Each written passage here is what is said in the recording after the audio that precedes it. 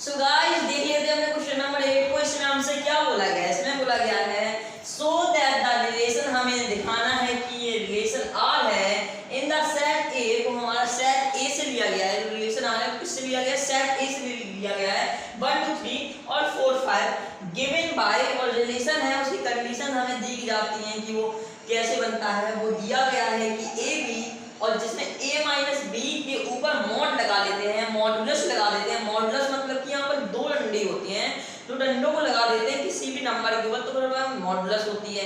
तो मॉडुलस होता क्या है? तो उससे वो भाई समझ लीजिए आप, मॉडुलस हमारा होता है कि यहाँ पर दो डंडों के बीच में अगर कोई भी नंबर है, मान लीजिए नंबर है x, अगर वह नंबर x हमारा उस मॉडुलस से बाहर आएगा, उस मॉड से बाहर आएगा, तो वह हमेशा पॉजिटिव होगा, हमेशा पॉजिटिव होगा। तो ये होती है मॉड की प्रॉपर्टी। अब आगे बढ़ते हैं, गिवन बाय इज इवन, तो यहाँ पर इनका डिफरेंस हमेशा इवन आएगा। ये रिलेशन हमें बनाना है सेट ए में से, ए माइनस बी में से घटाकर ये इवन आएगा। Is an equivalence relation. सबसे पहले यहाँ तक करेंगे क्वेश्चन को सॉल्व, क्योंकि यहाँ पर इतना करने के बाद इतना आगे करेंगे। तो अब हमारे जिसको दिखाना है उससे इक्विवेलेंस रिलेशन ये है क्या नहीं है। सबसे पहले इक्विवेलेंस रिलेशन के लिए कंडीशंस क्या होती हैं? अगर हमारा रिलेशन हमें दिया गया है, अगर वह रिफ्लेक्सिव भी होना चाहिए, सिमेट्रिक भी होना चाहिए और ट्रांजिटिव भी होना चाहिए। बाय रिफ्लेक्सिव, सिमेट्रिक और ट्रांजिटिव हो तो वह इक्विवेलेंस रिलेशन हो जाएगा।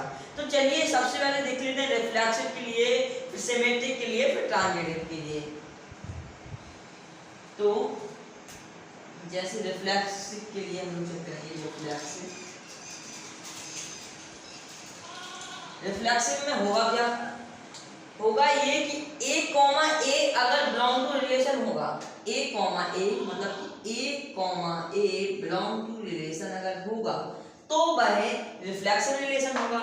a कॉमा a का मतलब यह है कि यहाँ पर 1 कॉमा 1 2 कॉमा 2 3 कॉमा 3 4 कॉमा 4 और 5 कॉमा 5, तो 1 कॉमा 1 अगर रिलेशन से बिलोंग होगा तो देखेंगे। तो यहाँ पर जैसे आप देखो 1 कॉमा 1 भी बिलोंग टू रिलेशन है, 2 कॉमा 2 भी बिलोंग टू रिलेशन है। ये क्यों बिलोंग टू रिलेशन है? क्योंकि इनके डिफरेंस हमेशा क्या आएंगे? इवन आएंगे। 1 में से 1 को माइनस करते हैं क्या आता है? 0। 0 कैसा होता है? एक इवन होता है। 2 कॉमा 2 क्या होता है? 0 0 इवन।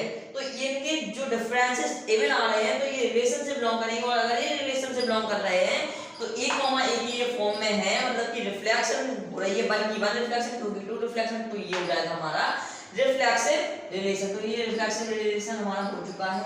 अब देखेंगे हम लोग सिमेट्रिक रिलेशन के लिए। तो सिमेट्रिक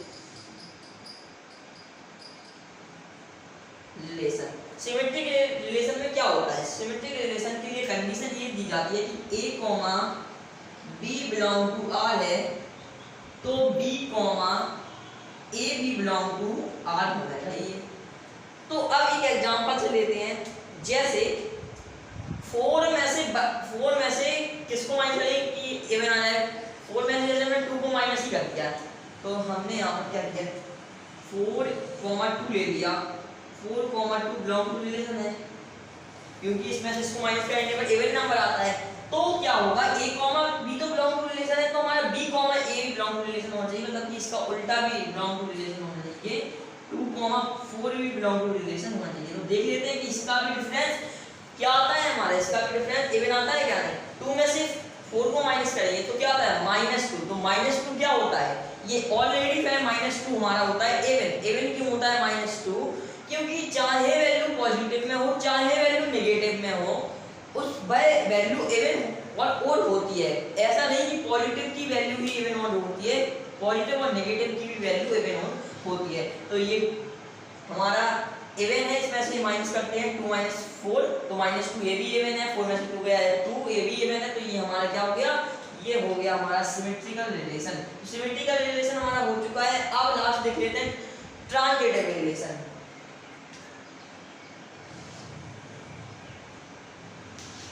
तो ट्रांजिटिव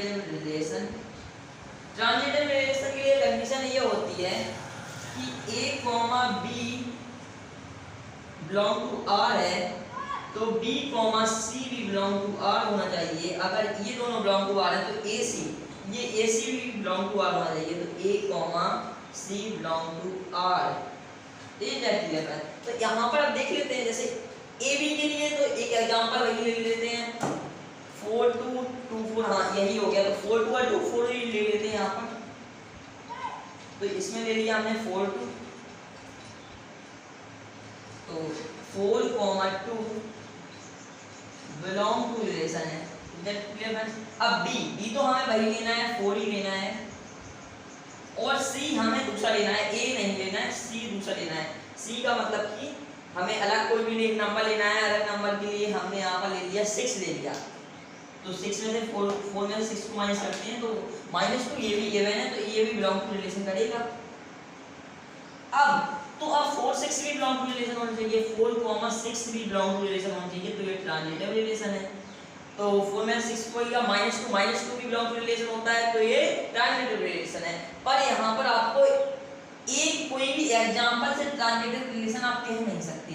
इसमें आपको कई सारे एग्जांपल आपको रखकर देखने होंगे, पर हमने एक एग्जांपल रखकर देख लिया। ये ट्रांजिटिव रिलेशन है। आप कोई भी एग्जांपल अगर इसमें ट्रांजिटिव रिलेशन का रखते हो जो हमारा a b एक इवन नंबर हो, तो ये क्या हो जाता है हमारा, ये हो जाता है हमारा ट्रांजिटिव रिलेशन। तो ये ट्रांजिटिव रिलेशन भी हो गया। अब मैंने क्या बोला था, हमें चेक करना था यहाँ पर इज एन इक्विवेलेंस रिलेशन। क्या ये इक्विवेलेंस रिलेशन है? तो रिफ्लेक्सिव भी हो गया, सिमेट्रिक भी हो गया, ट्रांजिटिव भी हो गया। So it's a equivalence relation. हम लोग नीचे लिख देंगे यहाँ पर ही लिख देते हैं।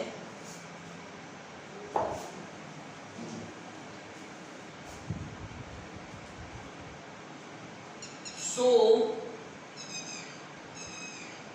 it's a equivalence relation।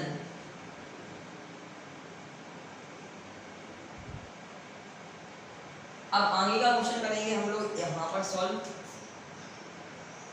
अब आगे क्वेश्चन में सो दैट दिखाना है यह कि ऑल द एलिमेंट्स ऑफ 1 3 5, यहाँ पर एलिमेंट्स है हमारे 1 3 5 are related to each other.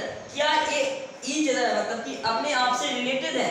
जो 1 3 5 है वो अपने आप से क्या रिलेटेड के लिए क्या होना चाहिए? तो जैसे एग्जांपल है 1 3 5, ये अपने आप से रिलेटेड है क्या नहीं है? ये फ्रेंड्स एक दूसरे से रिलेटेड है क्या नहीं है? तो 1 3 5 तो रिलेटेड देखने के लिए वही कंडीशन है कि a b जो माइनस कर a b को करेंगे उसका मॉडुलस लगा देंगे तो ये यहाँ पर इवन आएगा।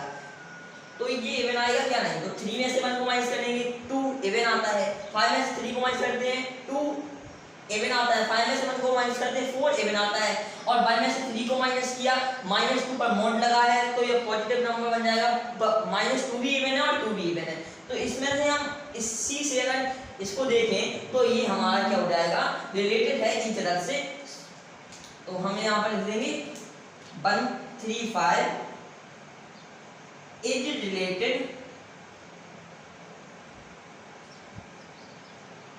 To itself. ये अपने आप से रिलेटेड है। तो अब are related to each other, but 1 3 5 हो गया, but no elements of 1 3 5 is related to any element of 3 2 4। और आगे बोला गया है पर यहाँ पर 1 3 5 के जो एलिमेंट है वो 2 4 के एलिमेंट से रिलेटेड नहीं है, 3 2 4 के एलिमेंट से रिलेटेड नहीं है। तो ये कैसे चेक करेंगे? तो 1 में से अगर 2 को माइनस करते हैं तो क्या आता है, -1 क्या इवन होता है? नहीं होता है। 2 में से 1 को माइनस करते हैं क्या आता है? बट ये क्या आता है? ये भी ऑड है, तो ये क्या रिलेटेड नहीं है क्योंकि हमें चाहिए इवन यहाँ पर। तो हम लिख देंगे यहाँ पर कैसे, ये लिखेंगे 1 3 5 and 2 4 are related to each other. हम इतना तो लिख देंगे कि are related to each other, पर हमें क्या देनी पड़ेगी यहाँ पर, एक एग्जांपल भी देना पड़ेगा, एक हमें बताना भी पड़ेगा कि ये क्यों रिलेटेड नहीं है। Are not related to each other, ये रिलेटेड नहीं है। अब क्यों नहीं है रिलेटेड, तो अब लिखेंगे आगे एस एज डिफरेंस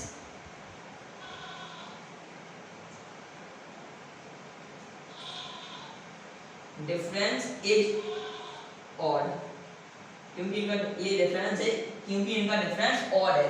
तो फ्रेंड्स हमने कर लिया क्वेश्चन नंबर 8 को सॉल्व।